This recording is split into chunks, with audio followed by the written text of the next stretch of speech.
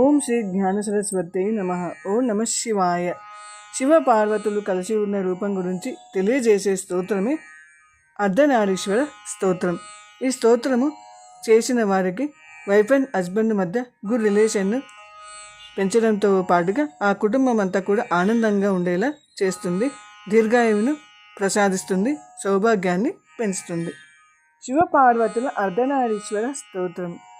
చాంపేయ గౌరార్త శరీరకాయే కర్పూర గౌరార్త శరీరకాయ ధమ్మిల్లకాయే చ జటాధరాయ నమః శివాయే చ నమః శివాయ కస్తూరికా కుంకుమ చర్చితాయే చితారజా పుంజ విచర్చితాయ కృతస్మరాయే వికృతస్మరాయ నమః శివాయ చ నమః శివాయ జనక్వన కంకణ నూపురాయ పాదాబ్జరాజ ఫణి నూపురాయ హేమాంగదాయ భుజగాంగదాయ నమః శివాయ చ నమః శివాయ విశాల నీలోత్పలలోచనాయ వికాసి పంకేరుహలోచనాయ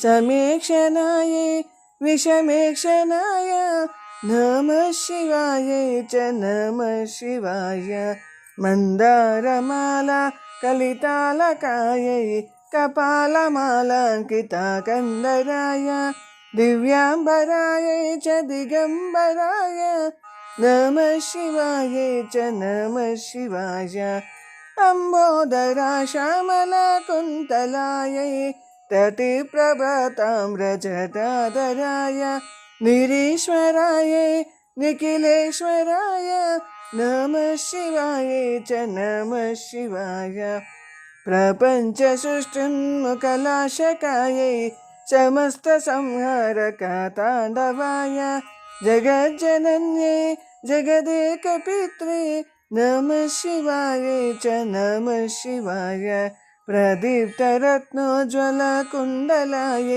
స్ఫురన్మహాపన్నగభూషణాయ శివాన్వితాయ చ శివాన్వితాయ నమః శివాయ చ నమః శివాయ ఏతత్పతేదష్టకమిష్టతమ్యో భక్త్యా సమాన్యో భువి దీర్ఘజీవి ప్రాప్నోతి సౌభాగ్యమనంతకాలం భూయస్య దాతస్య సమస్త సిద్ధిః ఇతి శ్రీ శంకరాచార్య కృత అర్ధనారీశ్వర స్తోత్రం సంపూర్ణం.